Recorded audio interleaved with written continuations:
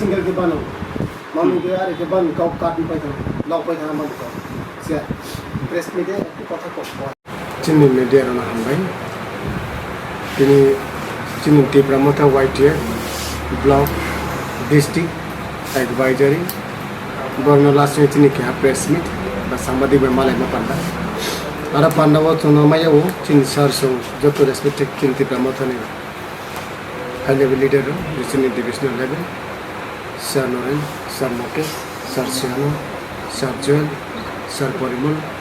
Sir Pratap, Sir Ranjit, Sir Banamali, Jang Sir Kartik. Joto tini bo attend, tini bo jagao. Mangi chung press meet dingi ting kaus hanne moke bosi. First of all, niyan je gotona. Niyan je gotona ang Khumulwng meeting pai bekyo around 7:30 bisi hobo thoya ko. Kathele to Devi Purok Sarod long to ani bus kango cycle to continue chaita chalo thomono haksa to nyam je light no oke aba kono follow khemaya je sob somay abdike fight mo ba ang abone care bukhiya ang bai more than 100 meter haksa to ba oke ang bai ni chawa normal gari chalo to oke je somay de purbe kathele chane blong turning point just about turning point के cycle दुईटा तीनटा पूरा block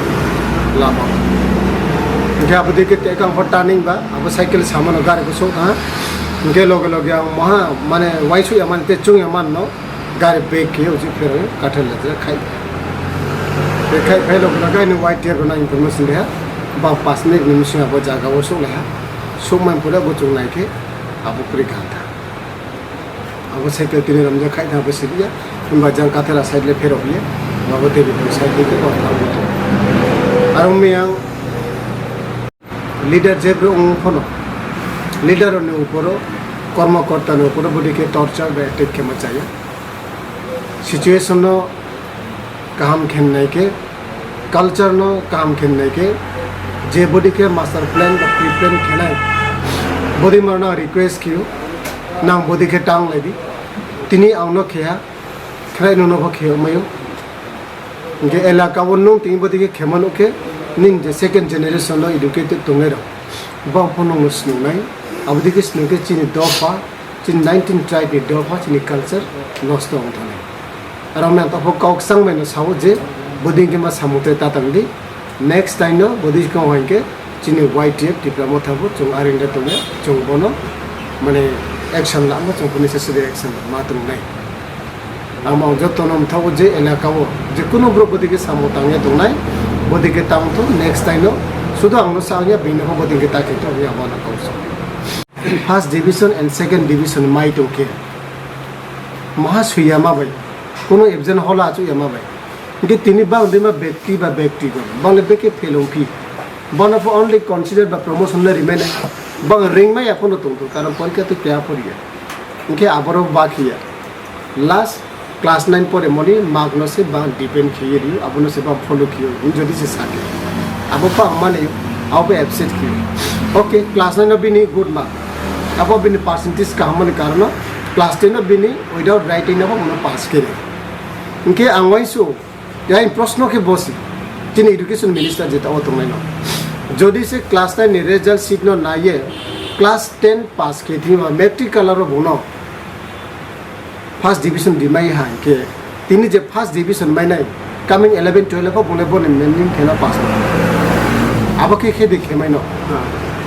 class 9 नि mark न नाइ से तिनी matric को पास के माइ उनके मैट्रिक नि जे डिवीजन नि मार्क न नाइ 11 12 पास होनाइ आरो हम परीक्षा नाइ आउनाइ उनके बॉडी खेल मानो जो तो एजुकेटेड पर्सन तो नै र जरा एम्प्लॉय तो नै जरा मुखाव ज्ञान ना सिनाइ रंनाइ हिया तो नै जिकुनो पार्टी फोनो खेथोना बॉडी मानो जो स्टेप लाये जो सामु दंनाइ बेगे हमनाइ नाउ जो तो निजदो फातरनो काबो जायो बॉडी के मानो जो वाइन सुगे जो सामु तला मेगे हमनाइ ये से काबो जायो নমস্কার মিডিয়া বন্ধুদেরকে আজকে আমাদের এই সাংবাদিক সম্মেলন ডাকার মূলত দুইটা উদ্দেশ্য গতকালকে আমরা দেখেছি ত্রিপুরার বুকে রাজধানী আগরতলায় একটা বর্বরচিত আক্রমণ হানিয়েছে আমাদের ছাত্রদের উপরে। যেহেতু আমরা জানি যে দ্বাদশ এবং দশম শ্রেণীর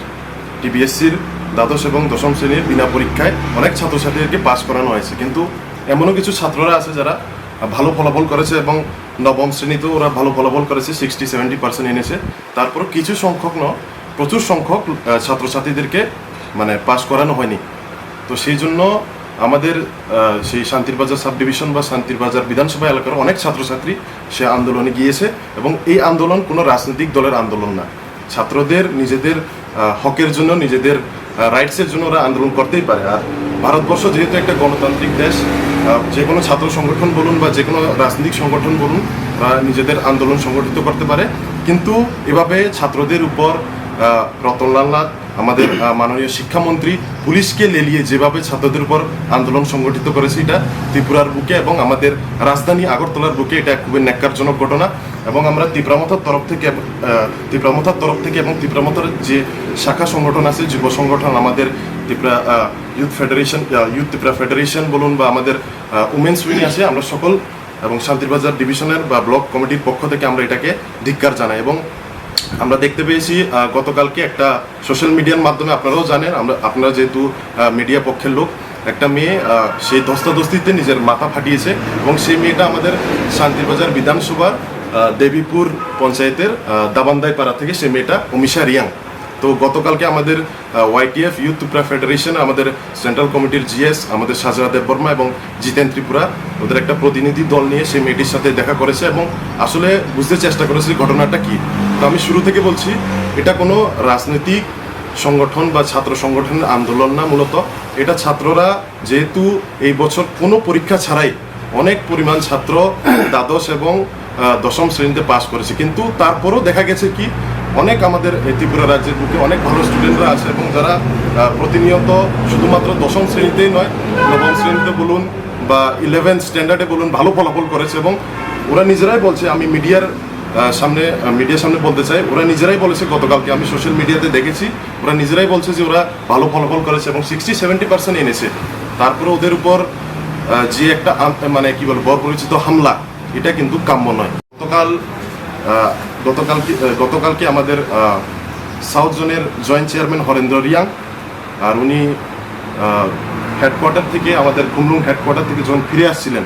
তখন ওনার উপর যে বর্বরচিত হামলা হয়েছে, এটা ধিক্কার জানিয়েও আজকে আমাদের এই সাংবাদিক সম্মেলন। এবং আমি সকলকে ক্লিয়ার করতে চাই, আজকে হরেন্দ্র রিয়াং ত্রিপুরামথা করে বলে বা ত্রিপুরামথার একজন